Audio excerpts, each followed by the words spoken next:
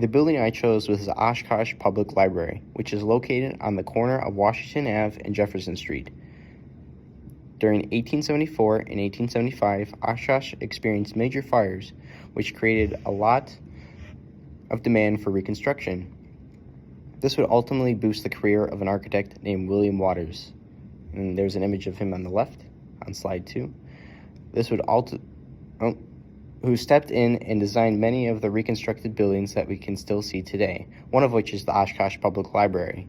Construction of the library started on April 24, 1899, and on Monday, September 3, 1900, the Oshkosh Public Library was open to the public. And there's an image of the final construction on the right. The design of the building was said to give the impression of art and literature when viewing the exterior, and is a monument that will always attract attention. This is all coming from a newspaper article from the Daily Northwestern on September 1st, 1900. Thus, its very design is supposed to scream knowledge and beauty. However, the building did go through expansions simply due to the library getting too crowded. Thus, in 1967, the building added an L-shaped section to the northeast portion of the building and a smaller side section to the east. So in slide 3, the picture on the right is the renovation from 1967, and you can see a majority of the L-shaped section they added and the small section. Then in 1889, the library was again running out of space to store books and other items as well as visitors, so the expansion was proposed again, but it didn't get constructed until 1993. When they renovated the building, they demolished the 1967 expansion and replaced it with a U-shaped section. This section is still present today, and it features a second-floor skylight, which is a signature of Lon Fry, the architect of the expansion, which we will see later on. Or you can see the top of it. So on the image on the left on slide 3, the gray roof is the expansion and the red roof is the original building.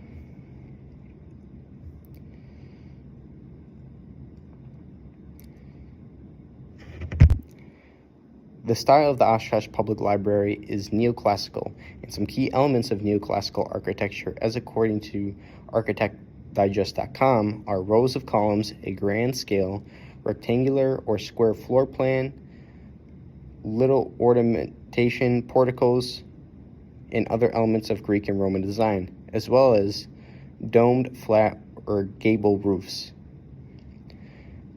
Most, if not all, of these elements appear in the architecture of the Oshkosh Public Library, such as columns, rectangular floor plan, grand scale, and porticos, to name a few. For this analysis, I'll mainly be talking about the original building since it contains most of the neoclassical features. First, the building is constructed from Bedford stone, copper, and red tiling.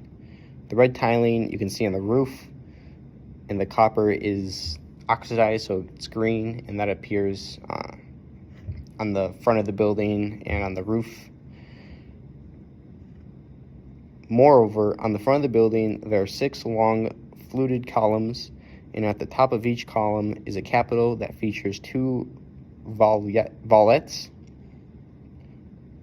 which are the 2 spirals on the capital.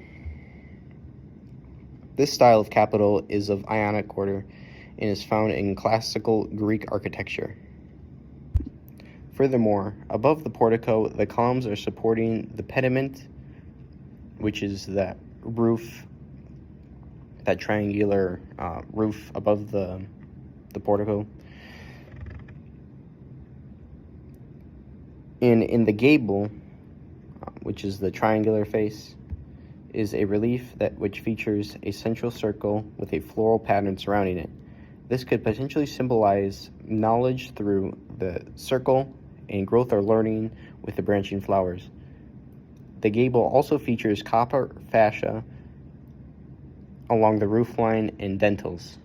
So that would be the long horizontal green bar. Then in the rightmost picture, you can see the front door of the library, and it also features a pediment with most of the same features that the larger pediment does that we previously talked about, so that'd be the fascia and the dentals. But this pediment contains brackets underneath which support it. You can see the left one pretty well. That isn't blocked by the column. Now, moving on to slide 6. One of the most recognizable features of the library are Sawyer and Harris, which are the lions in front of the library. They were designed by an Italian artist whose name I can't pronounce, but I have it typed above the line, and were installed in 1912.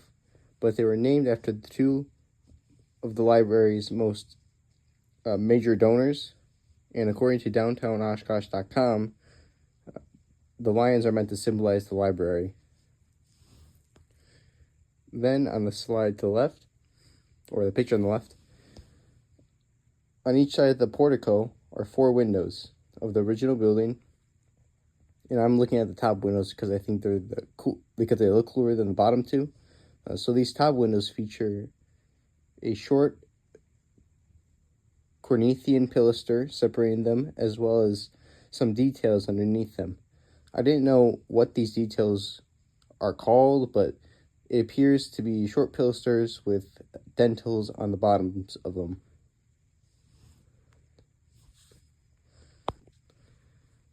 It's those tiny details that I think the top windows look cooler than the bottom windows, which you can kind of see the bottom window, which is just, it has those like stacked stone bricks, but yeah, I like those tiny details of the top window better. Now let's move on to slide 7. Let's talk about the interior of the building. I said I would focus on primarily the original building, but I wanted to show how the renovations fit in with the original building. So as you can see on the slide to the left, those white beams are part of the new building, and then you can see the light coming through the skylight, which was designed by Lon Fry. The design of the second floor is backed away from the original building and allows the original north side to be on display. This side features long pilasters with Corinthian capitals at the top. And then I have a close-up picture there on the right. I think this is a cool way of designing the new section, because it still allows the history of the original building to still be visible to the public without, and you know, we're not losing what William Waters had created. Now, on the slide 8, now for the interior of the original building, in the middle image is the stack room, which is used to house all the books, which back then was used to house all the books, but is now used for sitting space and general reading space. But I want to point out this room because it features coffered ceilings, which is the pattern of sunken panels on the ceiling. And this room, when I was in it, gave a very grand feeling because it's about 40 feet in height. So really tall and really large open space, which is pretty cool. Now, on the image on the right, I'm standing in the reference reading room, which looks into the rotunda with the dome above it. And past the rotunda is the periodical reading room. The rooms to the left and right feature tall square wooden door frames with tiny details along the edges. I couldn't find a specific name for these doors or the details in them, but they were like tiny circles that went along the edge. And you can also see this kind of similar door frame design on the front door of the building, of the original building.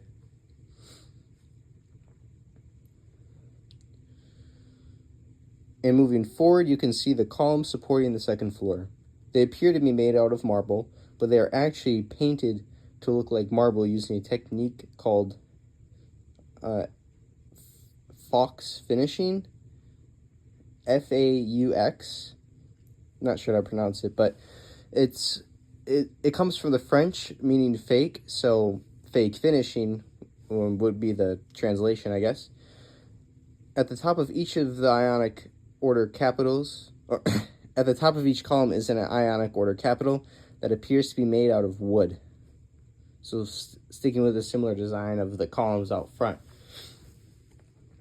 Now on the far left, in the rotunda, looking straight up, you'll immediately see the false flat oculus at the top of the dome, which allows light to come in.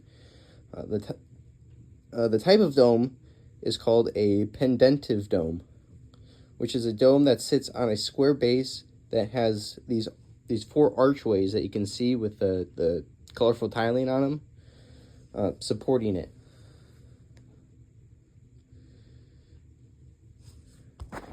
And furthermore, I think this space was really well designed too. You can see the ring of lights and the brass metal railing of the second floor, and it's just very symmetrical, and it really sticks with the symmetrical quality of neoclassical design.